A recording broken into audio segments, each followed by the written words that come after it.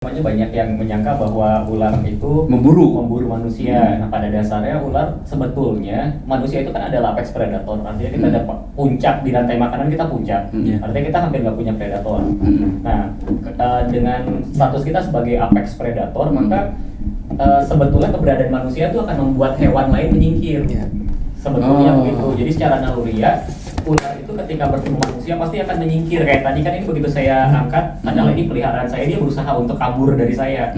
Nah, yang terjadi karena sumber makanan yang berkurang dan kemudian ular itu punya daerah berburu. Nah, biasanya pada saat dia masuk ke hunting mode, ada orang yang lewat di daerah berburu dia. Satu itu. Nah, terus kedua, ular itu kan juga termasuk ambush predator ya. Jadi kadang-kadang dia akan berdiam diri di satu spot gitu, satu titik, nunggu mangsanya lewat. Nah, keadaannya ya kita bisa bilang apes lah gitu ya, lagi hari naasnya gitu. Nah,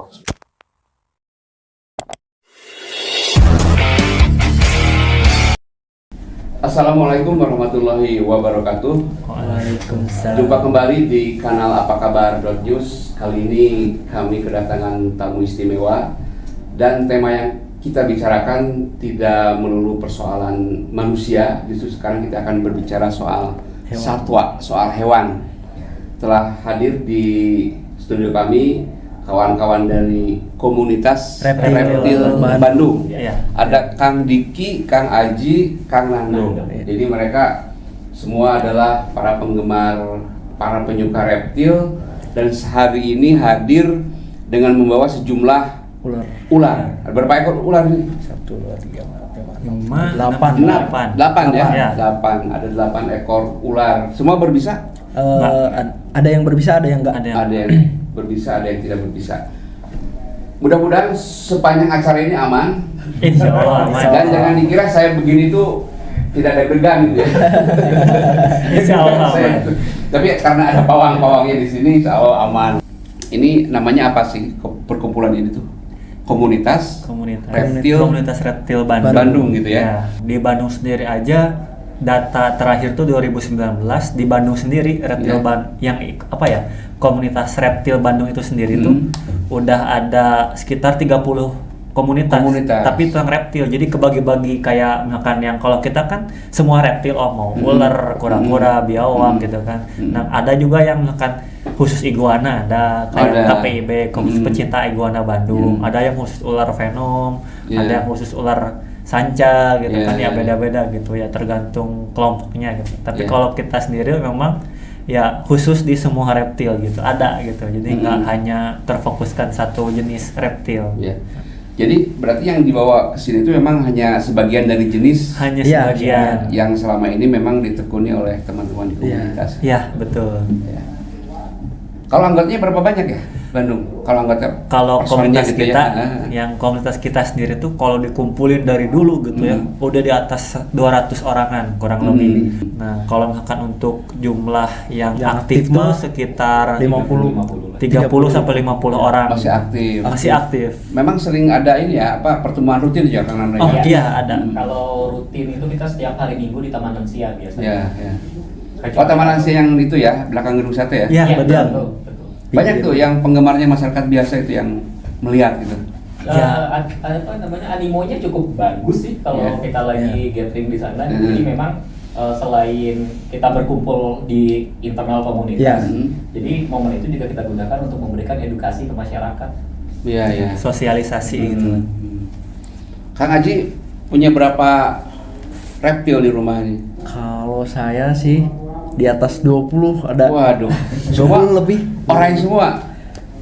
Ya rata-rata kalau saya ditekuninya di ular. Ular ya? Ya ular. Semua berbisa itu? Atau bermacam-macam? Kalau berbisa tuh cuman ada beberapa sih.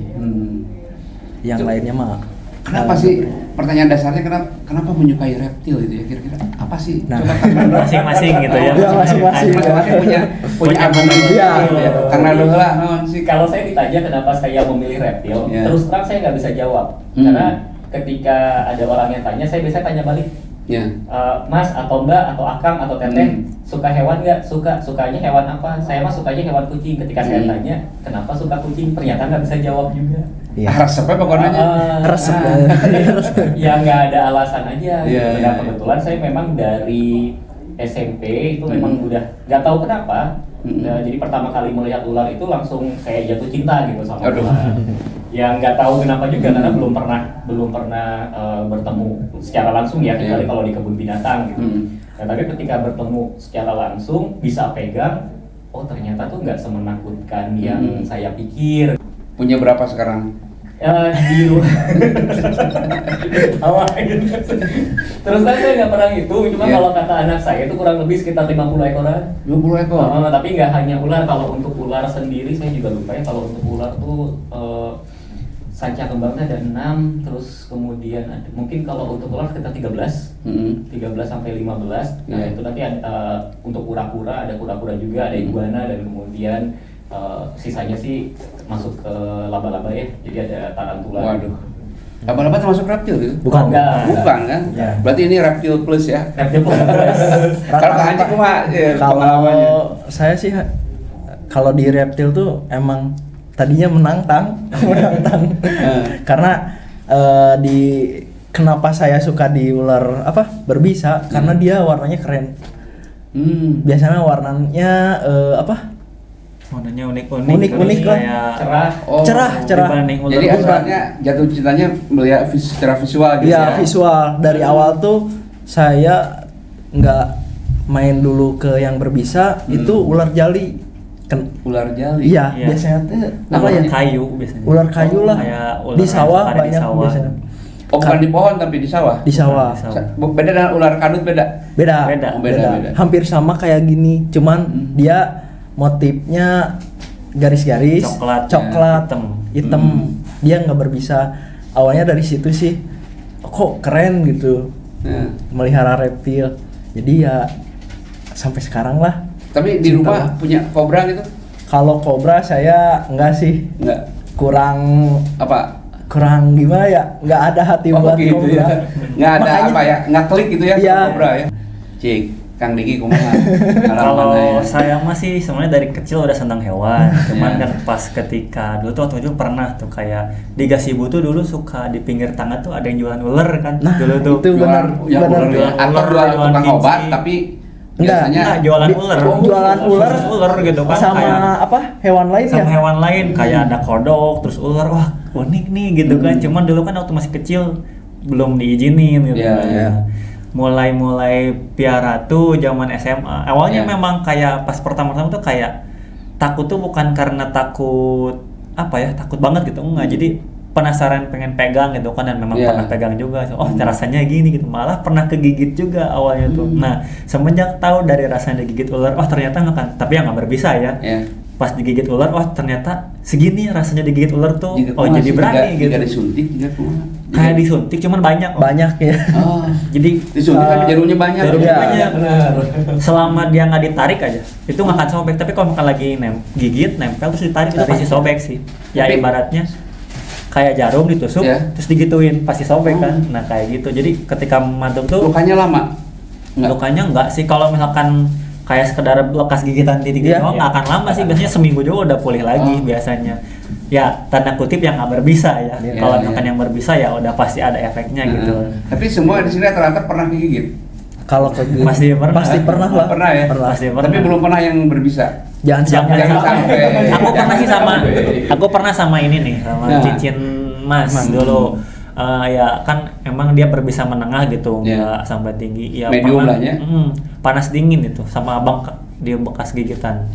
Ada ininya serum atau antinya? Bisa tawar. Kalau misalkan yang berbisa menengah sih jarang ada ya. Terus emang kalau misalkan kegigit pun juga jarang gitu yang menyebabkan kematian, kecuali misalkan kayak yang orang yang punya penyakit bawaan atau enggak misalkan ya daya tahan tubuhnya rendah. Nah, sebelum berlanjut nanti siapa yang mau menerangkan nih apa saja ini yang dibawa ke sini ini jenisnya apa, nanti diterangkan bahasa Latinnya apa, bahasa sehari-harinya kita nih daerahnya apa. Mangga, Kang Diki mau nerangin? Boleh, langsung sambil gini aja. Mangga. Ini atau yang nonton dulu. Dari yang ini mungkin ya, dari yang berbisa rendah dulu. Oke. Ini nih, Ini tuh ada ular pucuk. Ular pucuk ya. Ular pucuk. Kalau misalkan orang biasa suka bilang tuh kadang disebut orai toto atau orai hejo karena memang suka ada di atas pohon. Menyerupai daun warnanya. Menyerupai pucuk daun. Daun. Nah, gitu. Kalau nama ilmiahnya tuh sebenarnya ada beberapa jenis ya ular pucuk. Kebetulan ini yang jenis Mysteriza. Ahetula mycterizan. Kalau yang biasa ada di Jawa Barat tuh biasanya Ahetula prasina. Dia ukurannya bisa lebih besar juga dibanding mycterizan. Kalau mycterizan dia lebih kecil dikit, terus bentuk kepalanya lebih apa ya? Runcing lah. Lebih runcingnya tuh simetris atas bawah. Kalau yang prasina tuh dia lebih, kalau kasarnya tuh kebalikannya camu apa sih gitu kan, agak maju yang bibir atasnya tuh. Mending dikeluarin. Oh, bahaya emangnya? Enggak sih, ini berbisa rendah. Kalau misalkan untuk manusia, dia biasanya gatal-gatal, kayak kesemutan gitu, kebas kalau kegigit. Jadi bisanya itu buat mangsanya sebenarnya kalau yang ini. Iya. Buat mangsanya. Nah, ini kalau yang di sini mah hampir berbisa semua ya. Berbisa tinggi ini yang tiganya berbisa. Kalau ini apa? Coba sih. Kalau ini nama biasa disebutnya tuh ular ini bandotan kayu. Bandotan kayu meskipun ya habitatnya kadang suka ada di kayu-kayu yang udah mati gitu kan, yang pohon-pohon tumbang atau nggak di bebatuan. Kalau nama mirip ini ya, iya. Kulitnya memang mirip kulit kayu ya. Kulit kayu memang. Sekilas mah mau langsung tahu bahwa ini ular kali. Nah itu. Ini juga kebetulan saya nemu di jalur pendakian di Gunung Tambak Ruyung, Ciwidey. Di ketinggian 1.500 lebih kalau nggak salah. Langsung ditewak itu? Oh enggak, saya nggak berani untuk ular-ular yang berbisa tinggi. Terus terang, kita semua yang ada di sini ada SOP tersendiri. Jadi kita ada alatnya ini kan, hook gitu, kayak pengait gitu. Ada lagi yang lebih safety, mungkin grab stick yang dicapit itu. Ya, kalau ini itu nangkapnya gimana? Itu pakai batang pohon pasti. Jadi dicapit dulu kepalanya, baru dimasukin ke botol gitu. Karena memang yang nggak ada tersediaan apapun. Karena saya amankan tuh bener-bener di jalur pendakian. Takutnya jadi kena orang lain atau gimana. Oh iya benar. Terus kondisinya memang si ular ini tuh dia lagi hamil. Jadi senang ada di bawah kalau lagi hamil tuh, karena berat mungkin kan bawa anaknya. Jadi ular yang di depan tuh kebetulan semuanya dia ovovivipar. Dia bertelur tapi melahirkan juga. Jadi keluar tuh kayak selaput gitu. Keluar tuh si anak keluar tuh masih dalam selaput, nah baru keluar dari selaput itu. Jadi kayak ovovivipar tuh kayak gitu. Nah, termasuk ular ini seminggu kemudian dibawa melahirkanlah di rumah Aji. Oh, berarti sudah ada anaknya ini? Ada anaknya. Masih hidup? Masih sisa ya. Sisa beberapa. Jadi nggak semua bertahan gitu ya. Karena alam juga kan sama gitu. Susah banget ya. Nah, ini Trimersurus punesaeus nama latinnya. Iya, Latin. Nama latinnya. Terus kalau ini tuh yang mana? Rhodos. Oh ya, nah. Ini dua ini juga kadang suka disebut ular gibuk. Iya, kalau ini di dataran tinggi, kalau ini di dataran rendah, ini biasanya ada di bawah 1000 mdpl. Kayak daerah-daerah panas. Kayak di dekat pesawahan juga kadang ada gitu, atau di kebun-kebun yang dekat ke hutan gitu kan. Nah, si ular gibuk ini atau kalau Selachma rhodostoma nama ilmiahnya tuh. Nah, dia si tiga ini terutama ya, yang tadi bandotan kayu, terus ular gibuk, ini ada satu lagi, dia masih keluarga ular viper. Di sini viper. Iya, viper. Jadi kayak yang kalau misalkan terkenalnya tuh kan ular derik ya, kalau di kita tuh kalau misalkan identik dengar kata viper tuh pasti ular derik gitu kan. Sedangkan kalau untuk ular viper tuh nama family ular. Dan itu banyak jenisnya. Di Indonesia sendiri pun ada banyak jenisnya. Ini yang ada di sini kebetulan yang ada di Jawa Barat vipernya. Nah, si gibuk ini yang paling banyak makan korban, si gibuk ini juga. Nah, kenapa itu? Jadi karena nggak kelihatan gitu, samar. Suka diemnya tuh di daun-daun kering. Makanya karena warnanya seperti daun. Iya. Oh iya benar ya. Kayak daun kering. Iya benar. Jadi sering disebut juga ranjau darat. Ranjau darat. Iya. Selain itu juga saya pernah sempet main ke daerah Subang, suka disebut ini namanya tuh ular orai pucuk. Orai apa sih? Curug kan tunjuk ya. Curug Panon Poe. Kenapa disebut gitu kan? Soalnya dia tuh selalu ngikutin arah matahari kepalanya tuh. Jadi ketika makan matahari terbit dia ngikutin ini. orang Subang dulu sempat main ke Subang tuh, itu mah ular iya curug panon poe cenah. Makanya kan nunjuk ke arah curug matahari. panon poe ya, jadi telunjuk matahari. Telunjuk matahari. Sempat gitu bahaya. Telunjuk tapi bahaya. Terus absen satu lagi yang ini nih. Enggak kelihatan ya? Itu si hijau ekor merah. Nah, hijau ekor merah. Ya, jadi ular ini tuh kadang suka disangka sama yang ular pucuk tadi.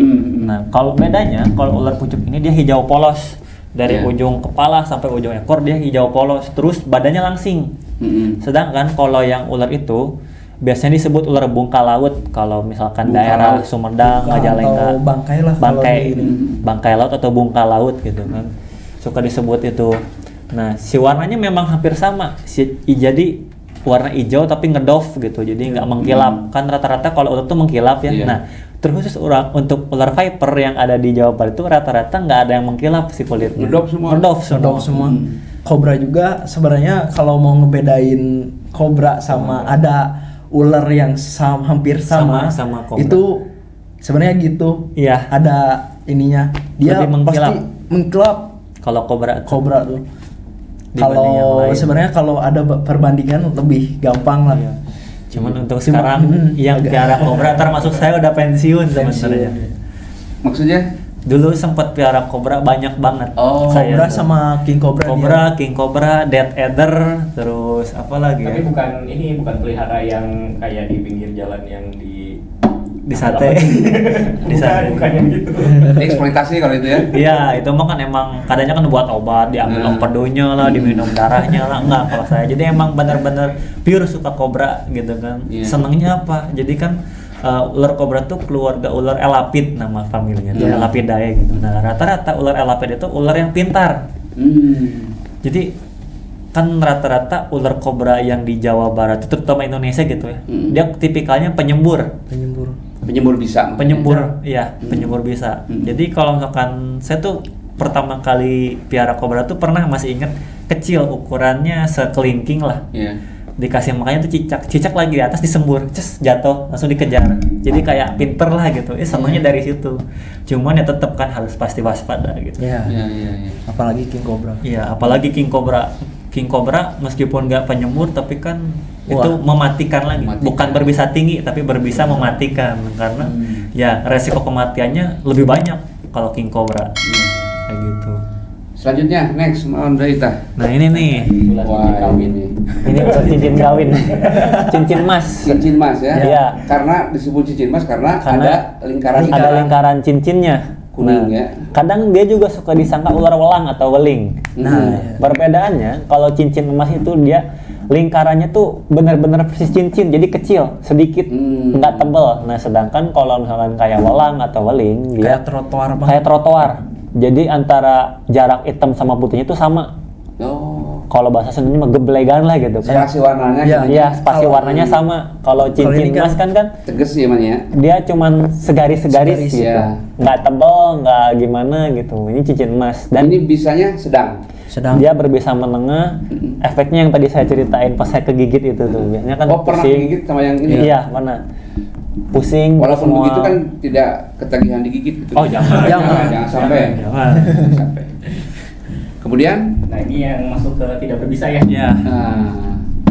Nah, ini tidak berbisa apa ini ularnya kan? Ini masih masuk keluarga Pitonidae. Jadi keluarga piton. Keluarga sanca. Masuk keluarga sanca. Ini sanca air. Sanca air. Kalau nama ilmiahnya itu Liasis duni.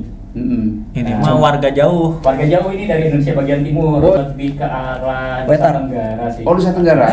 Kotar Nusa Tenggara maksudnya. Iya. Masuk ke daerah sana. Jadi di Indonesia. Pipis. Iya. Nah, ini tuh salah satu defensif dia, pertahanan diri. Ular ini bukan hampir tidak pernah, tapi memang tidak menggigit. Jadi defense-nya itu pertama dia berusaha kabur melalui saluran air, makanya disebut sanca air. Nah, kalau kayak gini kan dia nggak ketemu air. Nah, biasanya dia akan pipis atau pup.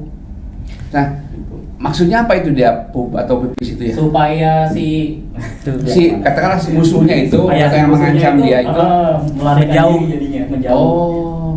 Jadi hampir semua sih yang saya alamin, mau itu ular misalkan atau reptil berkaki lainnya, ketika dia udah merasa tidak berdaya gitu, misalkan kan udah berusaha buat menggigit gitu kan, terus kita tahan lehernya atau apa biar nggak gerak gitu kan, pertahanan terakhirnya adalah mengeluarkan kotoran, pup itu sendiri.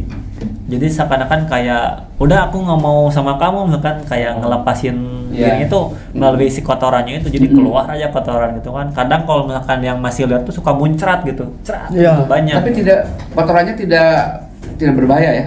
Tidak. Ya paling bau. Jadi biasanya itu udah pertahanan paling terakhir lah gitu. Ketika dia udah nggak bisa gigit, kalau misalkan reptil berkaki udah nggak bisa nyakar atau gimana, ya itulah keluarkan kotoran. Nah ini nggak berbisa, dan untuk Phliasis duni itu termasuk keluarga piton dengan ukuran yang paling kecil. Ini tuh paling kecil ya? Termasuk ukuran yang paling kecil, walaupun ukuran paling kecil juga lumayan. Kalau piton kan selama ini terkenal dengan lilitan. Iya. Itu ya. Betul. Ini juga sama berarti. Sama. Jadi semua jenis piton itu masuk dalam keluarga konstriktor sebetulnya atau ular pembelit. Jadi memang cara memangsanya pertama pasti akan menggigit untuk menahan si mangsanya. Kemudian dia akan membelit untuk benar-benar melumpuhkan. Nah ketika lumpuh baru mulai dimakan. Itu semua jenis piton seperti itu. Iya. Nah kan kalau ini kan berarti apa? Sudah jinak kan? Sebenarnya nggak jinak sih. Kenapa misalnya itu tidak sampai melilit Kang Nando itu, kenapa dia? Karena dia sudah terbiasa dengan manusia. Jadi kalau kita di komunitas reptil Bandung itu selalu mengatakan bahwa tidak ada hewan apapun sebetulnya, bukan hanya reptil, tidak ada hewan yang benar-benar jinak, atau kalau khususnya di reptil tidak ada reptil yang jinak. Yang ada adalah reptil yang sudah terbiasa dengan manusia. Dan kita kan dilatih juga ya kalau di komunitas itu memang ada pelatihan bagaimana kita handle reptil, cara pegang reptil, cara pegangnya supaya mereka merasa nyaman gitu. Ya meskipun secara secara kasarnya tuh si ularnya masih galak gitu kan. Tapi ketika cara handle-nya kita benar, dia bisa anteng, bisa diem gitu kan. Ya saya sendiri sempat gitu pengalaman ini mah ya. Jadi dulu tuh sempat mau beli ular. Si ular tuh emang masih fresh, masih galak banget. Cuma saya pengen banget ular itu karena memang jarang gitu kan. Ketika si orangnya bilang ini bener-bener galak katanya, oh ya udahlah nggak apa-apa. Nah sama saya di handling dengan ilmu yang saya tahu dari komunitas gitu kan, cara handlingnya benar gimana. Tiba-tiba dipinjam lagi si ular tuh sama yang jual. Coba pinjam lagi, terakhiran katanya mau pamit kan mau dibawa. Ketika dipegang sama dia, tiba-tiba diem ularnya, gak matu sama sekali. Pakai apa? Katanya ngilmu apa gitu kan? Disangka punya ilmu tertentu. Iya, punya ilmu tertentu. Enggak kok, ini beneran gak ngilmu apa-apa. Cuman emang cara handlingnya aja harus benar gitu kan. Jadi ular merasa nyaman gitu kan. Dan gak hanya ular sih, semua hewan ya. Jadi semua hewan kalau cara handlingnya benar, misalkan kayak kucing lah kasarnya atau hamster yang notabene piaraan banyak orang gitu kan, hamster aja kan bisa gigit kalau dia defensif gitu kan, itu berarti dia merasa nggak nyaman gitu kan. Sedangkan kalau makan apalagi ini ular gitu kan, kalau makan secara handlingnya aman, itu pasti tetap dia bakal nyaman gitu kan. Jadi yang dibutuhkan itu memang membuat rasa nyaman dia terbentuk gitu ya. Nah itu. Baru dia akan mungkin merasa bersahabat gitu kan. Tidak lagi menjadi sebagai ancaman bagi dia. Nah itu. Ya kan ada yang bilang sebenarnya kalau ngejinakin hewan gitu harus handlingnya bener. Ya sebenarnya bukan ngejinakin ya, tapi mengadaptasikan gitu kan. Kalau menjinakkan kata-katanya agak kurang gimana ya bagi komunitas kita gitu ya. Ini mah ya bukan Jadi kata jinak itu sebenarnya nggak bisa dibilang nggak bisa bilang bener-bener jinak. Kalau pengen jinak mah boneka aja udah gitu. Nah gitu. Biasanya jadi suatu waktu sebetulnya dia bisa berada pada sebuah keadaan di mana dia akan bereaksi lagi. Nah itu gitu ya. Memang sangat bisa. Ya kayak misalkan mau ganti kulit atau feeding respon. Kalau ular kan kalau makan tuh suka ada feeding respon, suka strike gitu kan, gigit atau gimana. Jadi kita nggak bisa bilang menyamaratakan bahwa ular itu jinak. Ya. Kadang dia mau masuk musim kawin. Nah itu birahi. Jadi dia ada masa-masa sensitifnya dia. Nah itu. Kalau dalam manusia mah lagi dapat mereka. Iya lagi dapat. Ada sensitif itunya. Nah selanjutnya yang mana lagi nih? Ini nih. Itu juga ini tidak ini. Enggak. Ini sama apa ya? Ini tidak berbisa. Keluarga piton juga ini. Sanca. Ini banyak sebenarnya di Jawa Barat sendiri, sanca kembang sebetulnya ini. Cuman dia punya kelainan genetik warna sama motifnya gitu. Kalau normalnya kan ya bener-bener kayak batik gitu. Warnanya juga hampir. Ini dari mana ini? Ini dari hampir di semua pulau besar di Indonesia ada. Ya ini yang suka kalau misalkan di Sulawesi itu kan sempat kasus 2017, 2019 yang makan orang. Ya itu, bener. Ini tersangkanya. Oh gitu. Ular ini sanca kembang. Tapi ukurannya segede gini emang. Wah, gede banget. Gede banget. Itu sudah di atas 5 meter yang makan. Yang makan orang terakhir tuh yang nenek itu 6 meter. 6 meter. 6 meter. Dengan diameter badan? Gede banget. Segalon. Segede galon lah. Galon ada. Segede galon. Segede galon ada. Jadi ya ular ini kan termasuk ular terpanjang kesatu di dunia. Kalau yang terbesar itu anaconda. Jadi besar itu dalam ukuran diameter. Diameter badan. Kalau panjang dan kondisi dia tidak makan apa-apa ya? Iya. Kalau ini terpanjang. Kalau ini terpanjang. Jadi kan kalau panjang tuh hitungannya dari ujung mulut sampai ujung ekor. Nah, kalau ukuran besar itu dari diameter. Dan itu dicapai oleh anaconda gitu. Kalau ini dia terpanjang sedunia.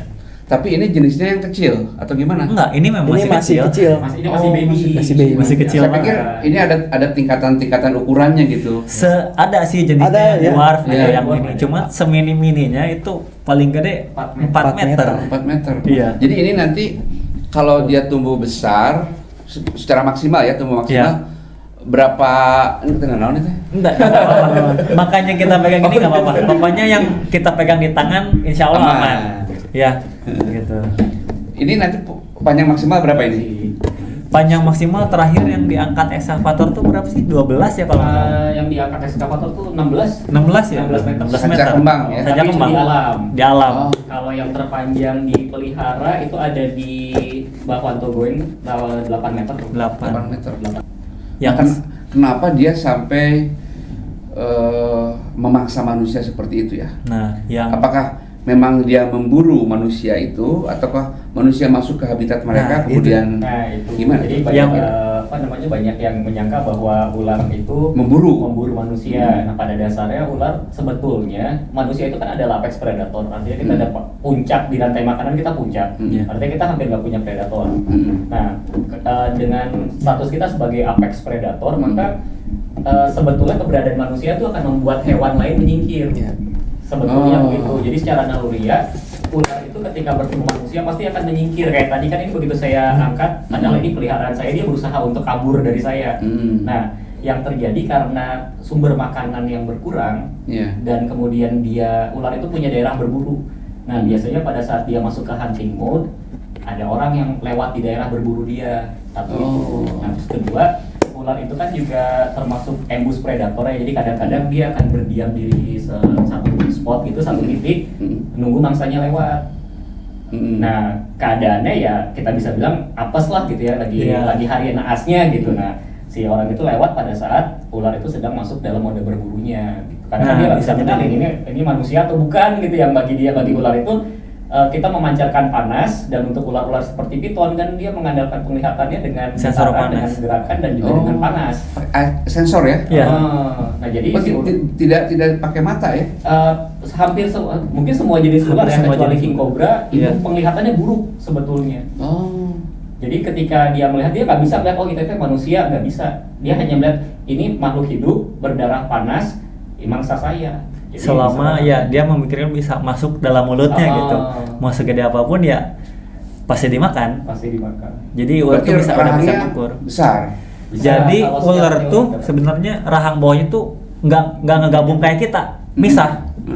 Jadi ketika makan tuh, ketika ngebuka tuh dia kayak gini, set masuknya tuh melar gitu. Iya, bisa melar karena nggak nyambung bagian tengahnya.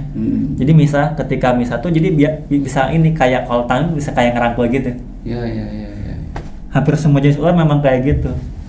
Jadi rahang bawahnya memang misah gitu, nggak kayak manusia kan, terus kayak hewan lain itu kan masih terbatas. Ini gitu, kan ininya terbatas. Iya. Buat terbukanya. Kalau yang ini apa Kang?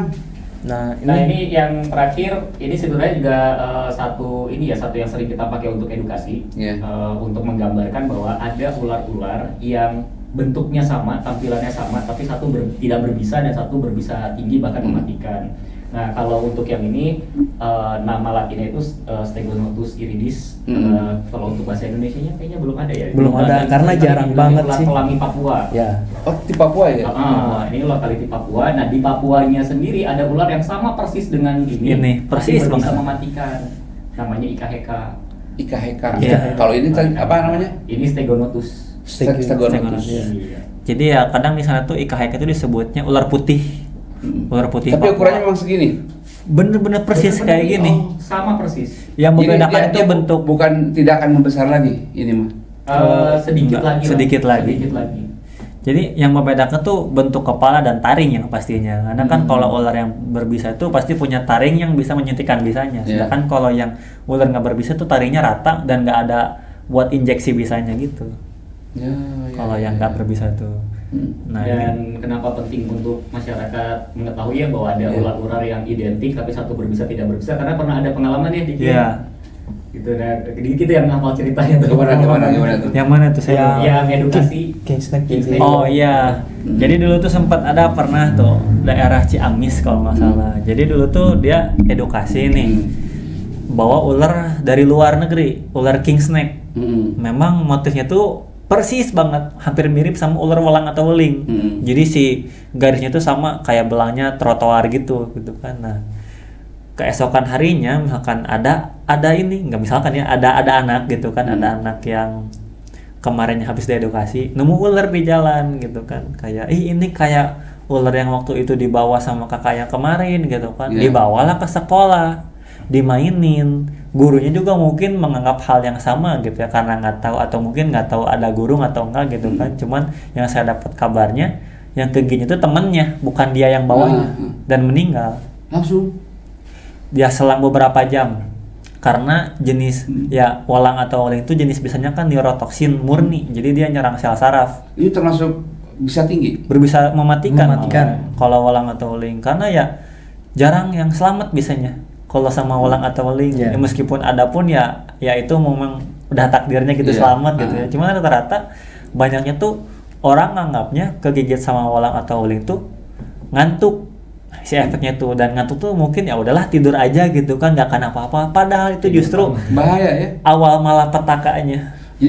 Jadi kalau digigit ular apa namanya weling itu tidak boleh tidur gitu ya. Jangan biarkan tidur orangnya ya, terus dibikin sadar gitu. Kalau nggak lewat.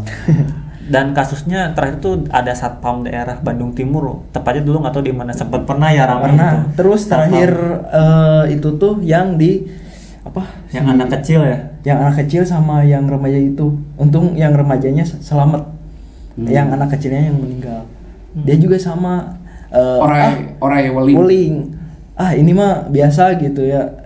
Karena dia menganggap ular biasa, dia pegangnya juga asal-asalan, dan dia cuman dikit kegores atau ke tancap. Jadi tidak digigit begini gitu ya. Dia lewat. Nah sekarang gini, bagaimana masyarakat supaya tahu nih ya, yang secara umum bahwa ular ini berbisa atau tidak? Caranya gimana tuh? Kalau itu sebenarnya memang sangat sulit, Om. Sangat sulit ya? Ya, jadi kita menjelaskan ke warga pun banyak sih, kayak misalkan kita kan sering nih edukasi ke sekolah, ke instansi gitu kan, ke pecinta alam gitu kan. Kayak misalkan mereka tuh nanya hal yang sama gitu. Bagaimana sih caranya membedakan ular berbisa atau nggak berbisa? Kita benar-benar angkat tangan. Yang benar-benar ngerti tuh benar-benar angkat tangan. Karena apa? Misalkan dulu tuh sempat bilang kalau yang berbisa tuh warnanya aneh-aneh, unik-unik, terus kan kontras gitu.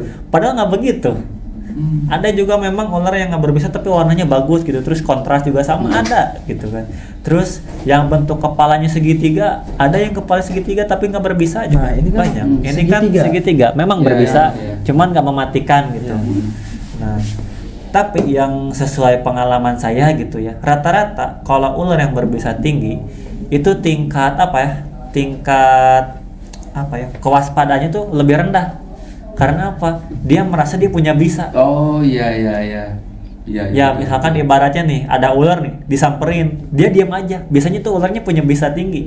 Berarti jangan pernah menganggap remeh ular yang diem lah gitu ya. Dan rata-rata nih yang viper ini justru kalau ketemu orang tuh diem, mereka jarang kabur.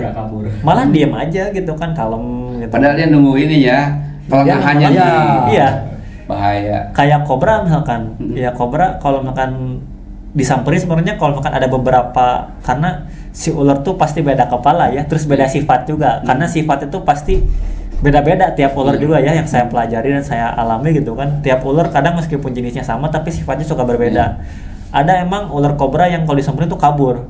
Cuman rata-rata kalau untuk ular kobra, apalagi king kobra, ketika disamperin pasti dia ngelawan, dia berdiri langsung. Gak mungkin, ya jarang gitu yang dia kabur, kecuali memang dia udah merasa gak nyaman pasti kabur sih biasanya. Kalau kobra tuh rata-rata kalau disamperin dia langsung berdiri, langsung waspada gitu kan. Ya kalem aja gitu, dia merasa punya bisa. Iya. Gitu. Dia merasa superior ya. Iya, biasanya gitu rata-rata ya, sesuai pengalaman gitu. Tapi kalau emang mau lebih taunya tetap harus belajar. Iya. Harus belajar jenis-jenis gitu kan. Karena yang ya tempat belajarnya bisa di komunitas ini ya. Nah, sangat gitu bisa. ya.